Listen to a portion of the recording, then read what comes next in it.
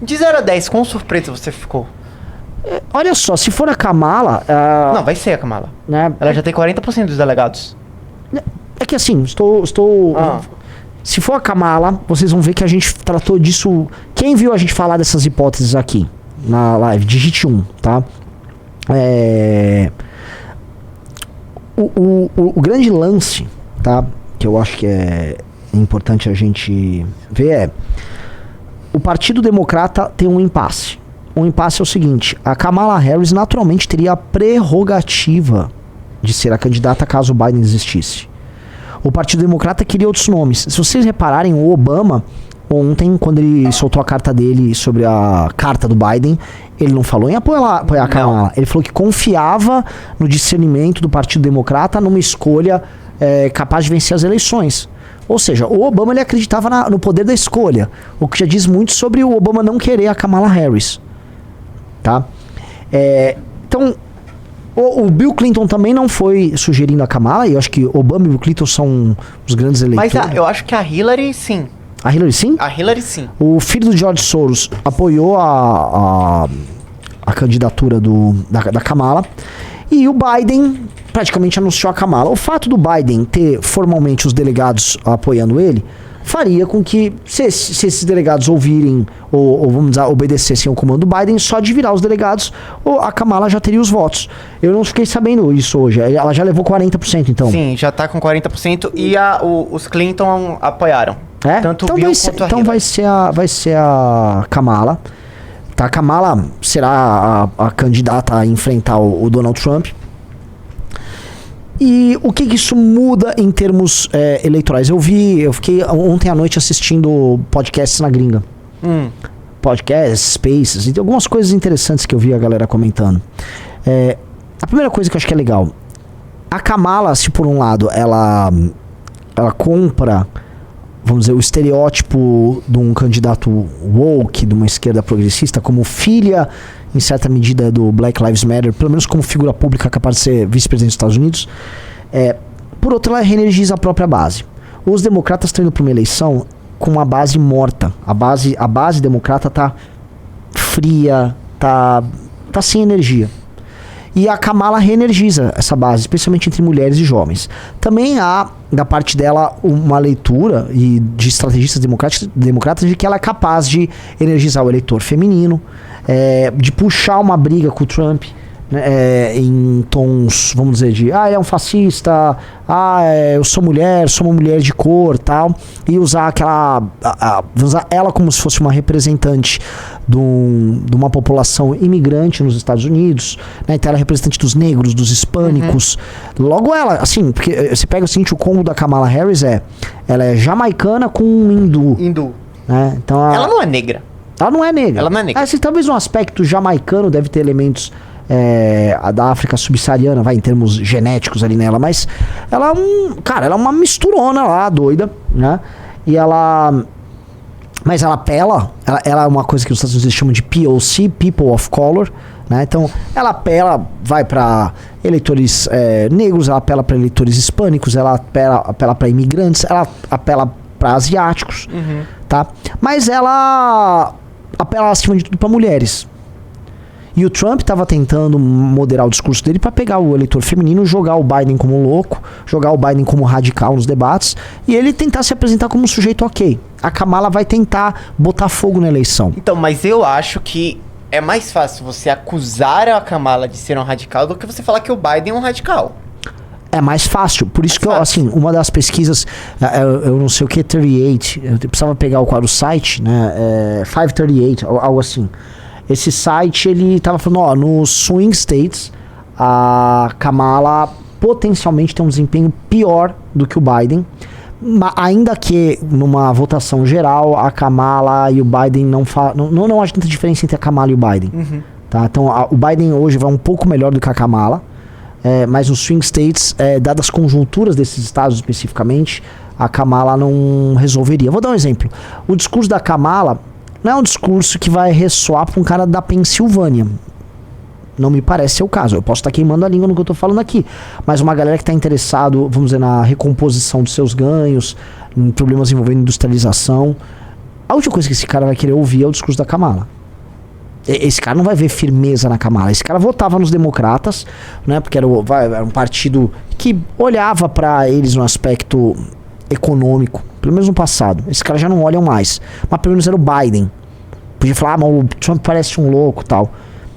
A Kamala não. Então, assim, nesse contexto, há uma vantagem pro Trump. Mas a questão é o seguinte: os democratas avaliavam que o Biden ia pra uma derrota certa. É melhor uma derrota certa, porém segura, um voo de cruzeiro, ou você apostar em alguém que tem chances ainda menores, mas com uma capacidade mais volátil de alterar o cenário? A Kamala é mais volátil do que o Biden. A Kamala pode meter o louco. E às vezes o que um lado em derrota, né, em desânimo precisa é de energia. Ela vai tentar trazer energia pra campanha. Porque o que resta pra Kamala Harris é botar energia na campanha, a campanha ganhar atração e ela ir pra cima do Trump. Então acho que quando rolar o primeiro debate entre os dois, acho que vai mudar demais. Tem isso, né? A Kamala não é uma boa debatedora. Ela é péssima. Ela é péssima. Ela é péssima. Só que, mesmo assim, cara, mesmo assim, ela pelo menos ela é alguma coisa. O Biden não era nada. O Biden era um vovozinho perdido ali. Era um vovô, coitado. Coitado do Biden, assim. Também não tem que ter dó. O cara é presidente dos Estados Unidos e acho que é muito engraçado que é o ponto do... Não estou qualificado mais pra ser candidato, tá? Eu só serei presidente dos Estados Unidos enquanto isso. Então. Não. Eu vi muito republicano falando isso, né? Tipo, pô, ele deveria renunciar, né? Lógico. Deveria. Né? Então, agora, assim, existe o aspecto da volatilidade. Às vezes ela só é uma batedora ruim, fala merda e não vai acontecer nada. Assim como ela pode causar e alterar o jogo. Muita gente, eu volto a colocar uma coisa assim, se vocês olharem, as eleições estão longe de estar decididas nos Estados Unidos. Tá? Mesmo com o tiro. Uma coisa que a gente precisa olhar, muita gente está fazendo uma analogia com o que aconteceu com o Bolsonaro aqui. Mas o Bolsonaro quase morreu de verdade. O Bolsonaro, ele foi pro hospital fazer uma cirurgia. O Bolsonaro ficou fora de combate durante o processo eleitoral inteiro. Ele ficou com uma bolsa de colostomia. O Trump não. O Trump tomou um tiro aqui e o jogo segue. Botou uma bandagem aqui e a vida seguiu. Então, não é igual. Não é igual. O efeito, vamos dizer, do Bolsonaro abatido, do Bolsonaro quase morto ali diante diante do povo e tal. É uma cena pesada, né?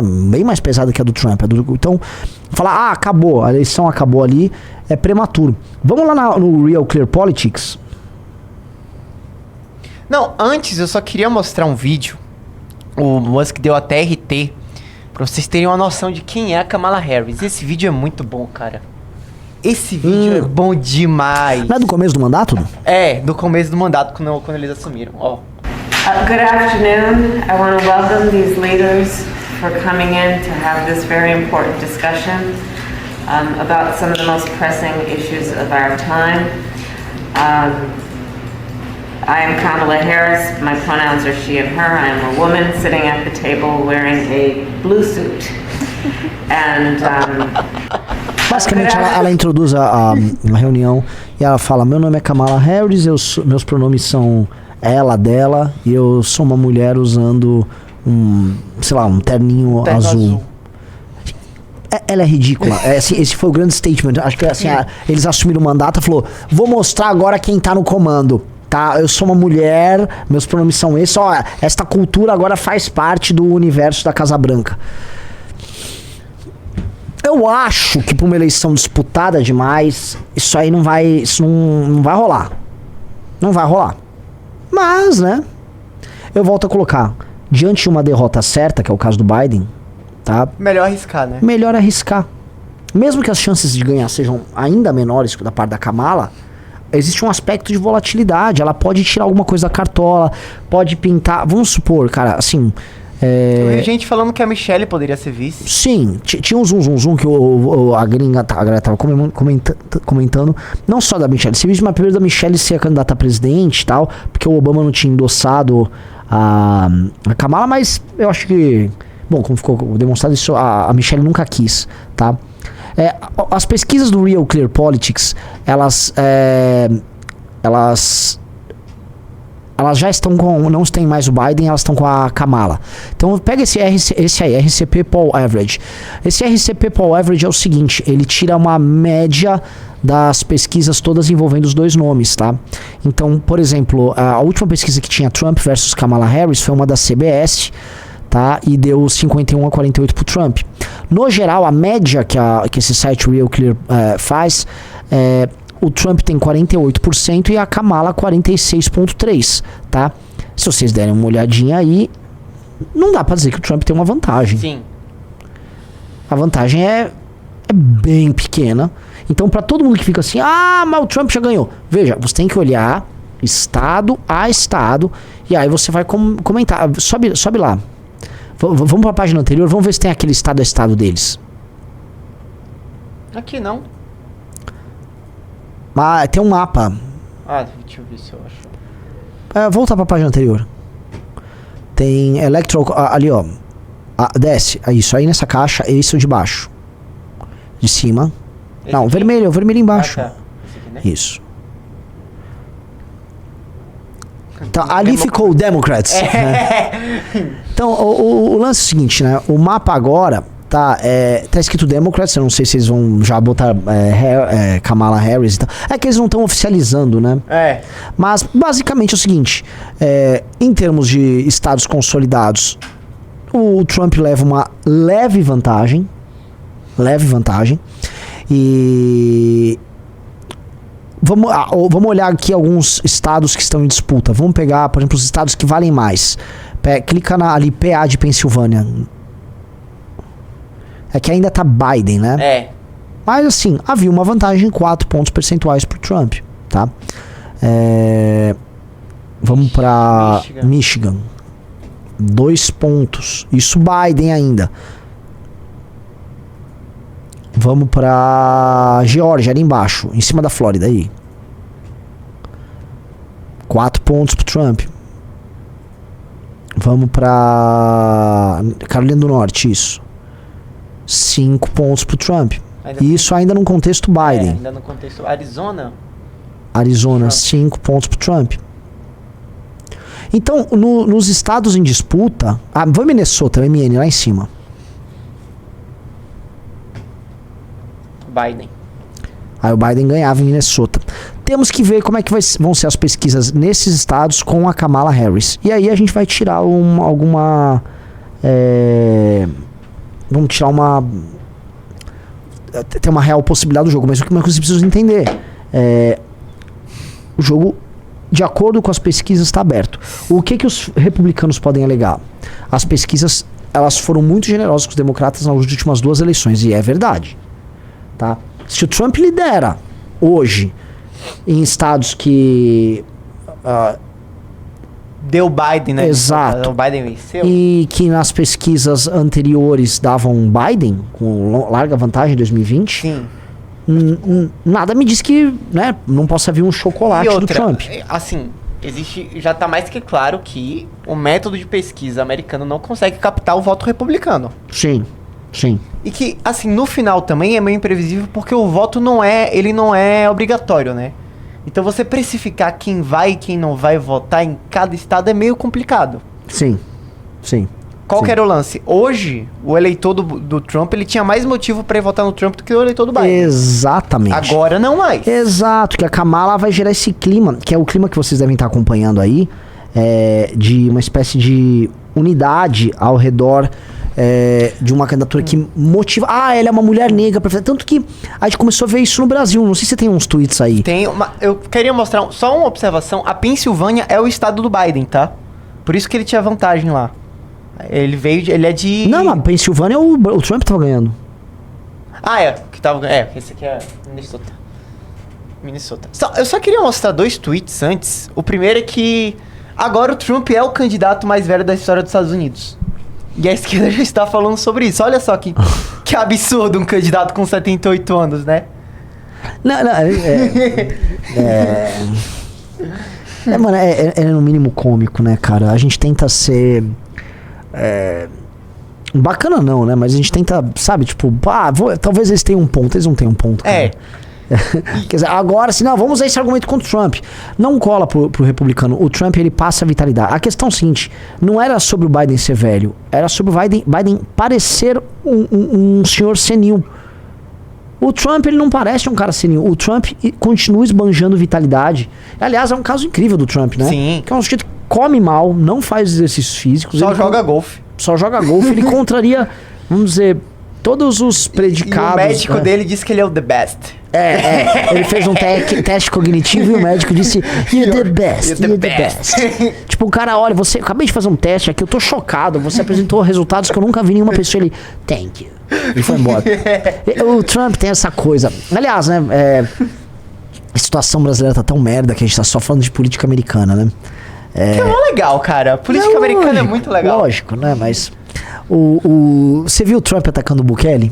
Vi. O Trump, né, o Trump é um sujeito tão vil, né? Você não consigo gostar do Trump. Quer dizer, eu acho o Trump um sujeito divertido. Ele tem alguns pontos positivos interessantes.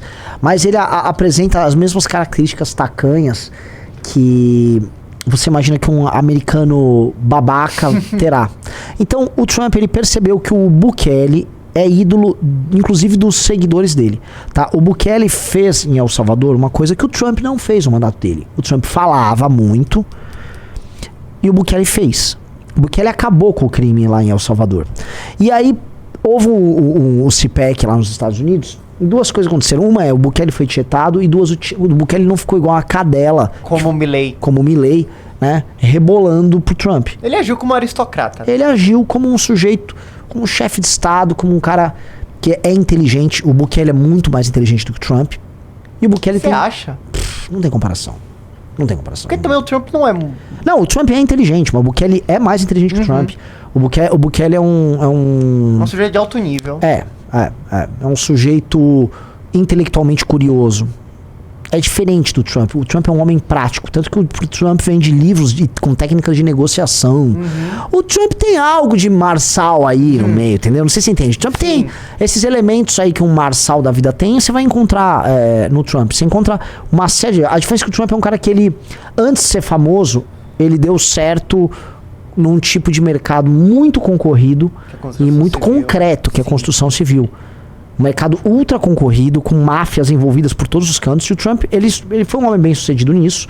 E aí o Trump se envereda no mundo da mídia. Então, é diferente, não dá pra gente fazer um paralelo perfeito ali. Mas ele ficou pistola. E aí ele começou a atacar o Bukele. Já em 2 eventos ele já atacou o Bukele. Sim. E ele fala que esse caso de sucesso que vocês estão vendo aí é um sucesso relativo, tá? Porque, na verdade, ele está mandando todos os bandidos aqui pros Estados Unidos. Tipo, o herói de vocês é esse Bukele? Muita calma nessa hora. Esse sujeito, ele é tão ruim que não apenas o que ele faz é falso, mas os bandidos ele está mandando para atacarem você. Sabe? Ele quer transformar o Bukele num vilão para um americano. Porque o Trump não consegue imaginar que há no imaginário do eleitor dele alguém maior do que ele. E isso se parece muito com quem? Comigo! Isso aí! Isso aí! Né? Ele tem uns ciúmes, né? E a imagem dele tem que ser sempre maior que de todo mundo, do Bolsonaro no caso, que ele tem que tentar eclipsar todo mundo, fica com aquele, né? Oh, meu Deus, isso aí, que perigo, Só ver o que ele fez com o governador da Flórida, que é aquele seu famoso print que também rodou. Sim, como se eu tivesse errado naquele como print, se você tivesse errado. Impressionante, né? Print certíssimo. O governador da Flórida foi efetivamente muito mais efetivo do que o Donald Trump. Assim como o Bukele é muito mais efetivo do que o Donald Trump foi enquanto presidente. E muito provavelmente continuará sendo mais efetivo caso o Trump vença a eleição, porque o presidente americano tem algumas limitações e o Trump em si é muito mais falastrão do que um grande executor ou esse grande cowboy que eles ficam vendendo. Então ele não é mas não deixa de ser curioso. E aí eu vi o Richard Hanania, que é não só um comentarista político, né? É um grande pop, tem um livro sobre cultura woke muito bom. E o Hanania tava comentando que falou assim, gente, vocês imaginavam o quê? Que o Donald Trump, ele seria bacana com um palestino que administra um governo na América Latina? Oi? Né? E é verdade. O Bukele vem de uma família de palestinos que administra um país da América Latina. Não poderia ser algo mais abjeto dentro do imaginário do Trump. Porque o Trump é o seguinte, o Trump é mais israelense do que os israelenses. Eu acho que assim, eu acho isso problemático, tá? Uma coisa é, eu defendo o direito do Estado de Israel existir e eu tô nessa. Outra é um servilismo que às vezes eu não entendo, né? Que eu vejo uma parte da galera no mundo evangélico aqui no Brasil, tem nos Estados Unidos também, né? Não, eles são o povo escolhido. Então, porra, imagina você, né? No teu imaginário você não é parte de um povo escolhido. Existe um povo escolhido que tá acima de você. Não, o povo escolhido. Eu acho isso de um servilismo humilhante. E às vezes a gente vê isso acontecendo na política externa americana, tá? Então o Trump, ele tem essa, né? Ele compra essas coisas ali que naturalmente fazem com que um sujeito latino-americano como o Bukele com essa origem, ele né? Não vai muito ao caso. Outro tweet que eu queria mostrar é um sujeito que de bobo não tem nada. Esse rapaz aqui, ó. Esse tweet é muito bom. Ó, conheço uma galera lá naquela área de São Francisco. Que, ó, eles estão vendo esse Trump aí de vence, ó. Pode ir, hein? O Musk falou. Meus amigos mais inteligentes, incluindo aqueles que vivem na região da Baía de São Francisco, que foram democratas ao longo de toda a sua vida, estão excitados estão assim, doidaços sobre a chapa Trump-Vance. Ele completa aqui falando que, ó, agora os radicais são os democratas. Aí ele falou, eu acredito numa América que maximiza a liberdade individual e o mérito. Isso costumava ser o Partido Democrata, mas agora o pêndulo foi em direção ao Partido Republicano, né? Eu não sei se isso era o Partido Democrata, tá? É só pra comentar. E eu nem acho que... Eu acho que essa parte do Partido Democrata deve ser pra ele se justificar porque ele apoiou o Obama. Tipo, ó, eu já tava no lado de lá, só que agora eu tô no lado de cá... Que como eu falei, é um pêndulo. Entendeu? Tipo... Eu acho que o Partido Democrata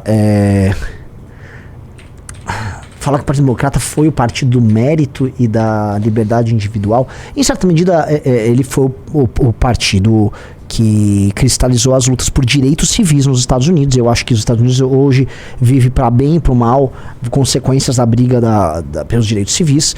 Então, boa parte daquilo que a gente chama de liberdade, tá? Não só liberdades individuais, mas estou falando de liberdades civis como um todo. Vamos dizer, o Partido Democrata tem mérito nisso, tá? A gente não pode negar. Estou falando dali de brigas, por exemplo, em tratar negros no sul dos Estados Unidos como cidadãos, tá? Coisa que no meio do século XX você tinha uma relativização disso. Mas eu acho que o Musk, aí entra, né? Lá vou eu criticar meu objeto de estudos ao longo desses últimos 6 meses. Acho que o Musk, ele tem uma visão muito peculiar do que é a América. Eu vi aquele Vivek Ramaswamy, ele também tem essa visão do que é a América, e eu não acho que a América seja apenas isso, porque eu acho engraçado que imigrantes gostam de ter essa visão. Não, a América é o lugar das liberdades e do mérito. Ela não é só o lugar das liberdades e do mérito. Liberdade e mérito não são, vamos dizer assim, ó, viemos pra cá, pra trás da liberdade. Não, um determinado povo com uma determinada cultura se estabeleceu ali com um conjunto de valores. Quais? Eles eram cristãos, perseguidos, vítimas de perseguição religiosa na Europa. Esses caras construíram uma determinada sociedade que cultuava um conjunto de valores, tinha uma prática comunitária, sociedade baseada em confiança, tá? Tinha uma rejeição natural ao poder centralizado. Então você tem uma série de características ali que se somam a essas para tornar a América o que nós chamamos de América. E essas características têm a ver com, vamos dizer, esse povo que fundou essa nação e fez o que a América, né, os Estados Unidos da América, fossem o que são. Mas cada um faz o recorte que quer dos elementos da América. Então, um progressista pode falar, se aqui é a terra dos homens livres, né, eu posso fazer o que eu quero, né, eu posso ser o que eu quero, sem nenhuma trava. Assim como um cara, vamos dizer, com uma perspectiva mais libertária, fala, aqui é para empreender, é isso, aquilo. Enfim, né, cada um faz o recorte que lhe interessa. E o Musk está fazendo o recorte que interessa a ele aí também, tá?